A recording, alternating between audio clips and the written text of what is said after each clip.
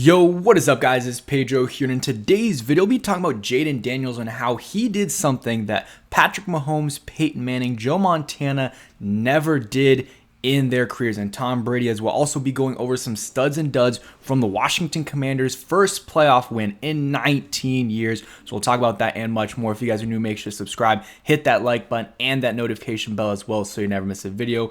And yeah, what a win for the Commanders. I tried to upload a couple, video. It just wasn't working out. I don't know why. It was taking a while to upload, so I just streamed. So you can go ahead and see my reaction there. What a win for the Washington Commanders. We'll talk about Jayden Daniels and then studs and duds. Jayden Daniels just absolutely insane. The best rookie season of all time. At this point, I don't think there's a debate. Some people were like, you know what? Even though Jayden Daniels has had better stats than, CJ Stroud, he hasn't done in the playoffs like CJ Stroud did, because they did win a playoff game. And you know what? That's fair. But now, Jayden Daniels, first playoff game, goes out there, beats the team he's playing against, or on the road, against the Tampa Bay Buccaneers, 23-20, 24 of 35, 268 yards, 2 touchdowns, no interceptions, a QBR of 80. Outperformed Baker Mayfield. Baker was good though. Baker was good besides that fumble. He also had 36 rushing yards, including that nice run on 3rd and 1. I mean, Jayden Daniels was really, really good in this game. There was maybe one play or two plays that you would like him to have back where, the John Bates play where he throws it late. You got to throw that earlier. But besides, he was really good in this game and was the main reason the Commanders won the game. And this stat right here is insane. So this is not just a Jayden Daniels stat because, it is offense as well. So it's him and the offense, or partly because of the punts. But he has more games in his career where his team has 0 punts and 0 turnovers. 3 total games of those, including playoffs, and the combined careers of Tom Brady, Joe Montana, Peyton Manning, and Patrick Mahomes, who has 2. That is absolutely insane. I mean, Brady's number 1 all time, and then, Manning or Mahomes, they're top 3 in Montana. So, I mean, all those guys those are the top 4 quarterbacks, in my opinion, we don't have to have this debate, but there's other guys there too. But for him to have more combined than all those guys in their career in his first year is absolutely insane.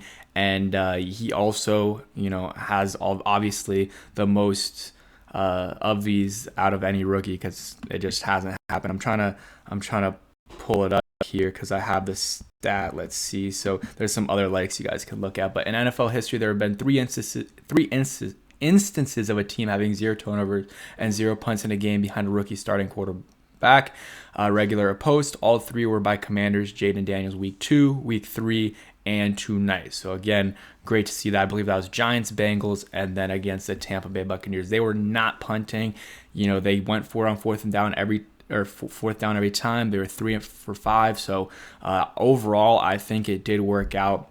But yeah, Jayden Daniels, just an absolutely insane rookie year by him. The best rookie year of all time, and he's just getting started. Cool, calm, collected. You see him, and he just, no moment is too big for him. And when he has the ball at the end of the game, you feel very, very good about the chances that your team, that the Commanders, are going to win. Also, stay till the end. I want to show you guys my kind of or at least a picture of my reaction when the Commanders won, almost hit the ceiling with my excitement. But let's go with studs and duds. So obviously Jayden Daniels is up there. I'm just showing PFF grades. Take it with a grain of salt.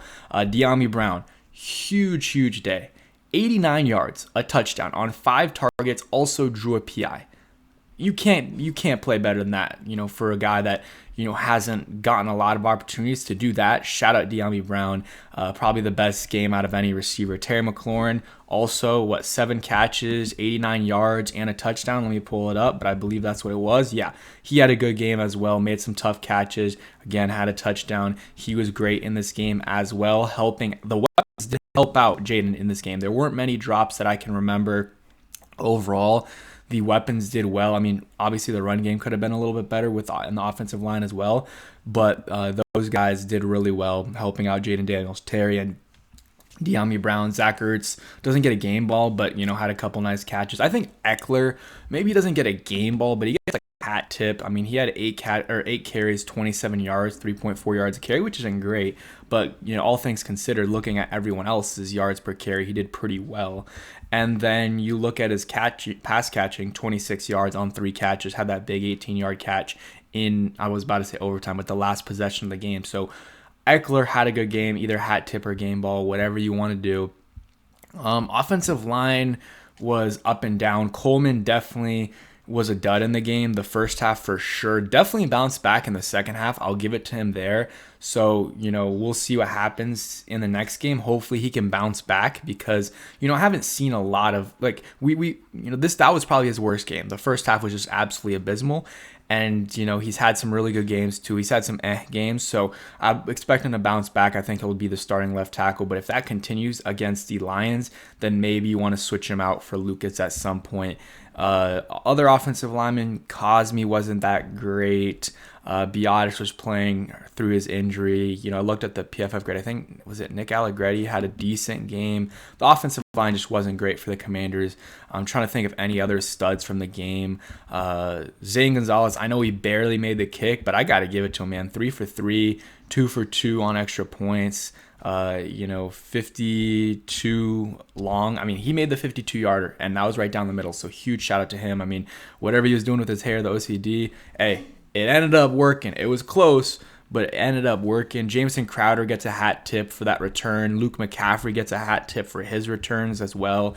Defensively, dud for this game was, I was about to say Marshawn Lattimore, who had an awful first half. The PI on him I didn't think was a good call. Should have been OPI or just no call. But yeah, he did not have a great game. Was better in the second half. I think they kind of just had him shut down one side of the field. Whether Evans was on that side, or not, that's kind of what they were doing instead of shadowing him. I think that's probably the better play moving forward. They were also doubling Evans a little bit. It worked out in the second half, but he did not play well. But I will give him a pass because it just does not, right on the first or second time he got cooked, which honestly, those were the worst out of any of them, where Evans just got 12, 13 yards on a simple route. You just saw he's not healthy. He's not fast. He's not, he's not able to move very quickly. And his reaction time isn't very great, and his, change of direction. I think that's because of the hamstring. So he's not fully healthy. Hopefully there weren't any setbacks in yesterday's game, and another week helps him get back to close to normal or fully back. But yeah, Lattimore was not good. Luvu, I'll give him a hat tip, had some nice tackles and had a really good tackle on Baker on I believe it was 2nd and 4 and turned it into a 3rd and 2. Let's see. Noon gets a hat tip, had a nice tackle for loss. Jeremy Chin and Bobby Wagner get game balls. Bobby Wagner had half a sack, 8 tackles. QB hit, recovered a fumble, which is the first fumble he's recovered in the postseason in his career. So shout out to him there. Played in a lot of postseason games. And yeah, that was the play of the game. One of the plays of the game, at least. And if that doesn't happen, the Commanders don't win that game. So a huge play by him, and then also just not good play by the Bucs. I believe that was on Baker. That's what he said. Or on the sideline, it looked like he was saying it was his fault. He also, Bobby, ran through Bucky Irvin on a play and almost sacked Baker there. So that was a huge play. Jeremy Chin just made some good tackles, had some nice hits, coverage was good. So Jeremy Chin gets a game ball. Quan Martin was fine. Dorrance Armstrong had half a sack, QB hit. I don't know. Noah Igbenogany was fine. He had a penalty though. Fowler drew a holding. He gets a hat tip. Deron Payne was, he made that one tackle, which was nice. And then he had what was it? The broken finger. So hopefully he's good for the game. I don't know how all that works. I feel like you can play through it, but obviously you might have to put something on your hand, or you might have to play with a club. John Allen didn't record a single stat, so he's just out there running cardio. Maybe he was doing okay in the run game. I didn't watch the film, so I'm not going to speak on that. But all I'll say is I didn't notice him in the game. So maybe not a dud, but you got to play better if you're getting paid that much. And I think the writing's on the wall for him. You just got to move on from him after this year. As much as he's been here through the hard times. I mean, unless he restructures that contract significantly, I mean, there's no reason to keep him. He has no guaranteed money. Release him or trade him, whatever you do, and yeah, move on from him. Save that cap space and use that elsewhere. I'm trying to think any other guys that had decent games. I mean, that's really it. Diami, Terry, and Jayden on offense were the main guys, with Eckler contributing as well. And then defensively, I would say Jeremy Chin and Bobby Wagner were the best players. I mean, Mike Sanderson also, did his part. I mean, he actually, no, shout out Mike Sanderson. I'll give him a game ball. I don't know what the coverage grades and everything were on PFF, but I mean, he, on that first deep ball, St. Juice got cooked, and Sanders still had some, I don't know if it was film or whatever, but he had some good instincts there, and kind of takes St. Juice responsibility and leaves his Mike Sanderson's man, and goes and deflects the ball. So that was a huge play by him. And I mean, he allowed a couple catches, but for the most part, I thought he's really good. And I think it would be interesting if he lines up against St. Brown. I think that would be a good matchup. St. Brown's not that big, from my recollection or whatever. He's probably like 6'1", 6 foot. So I mean, obviously Mike Sanderson isn't 6 foot, but still it's better than him going up against Mike Evans for sure. But yeah, that is it for today's video. Just want to talk about Jayden Daniels, recap the game a little bit, and I mean, really no major updates. We talked about the Daron Payne injury.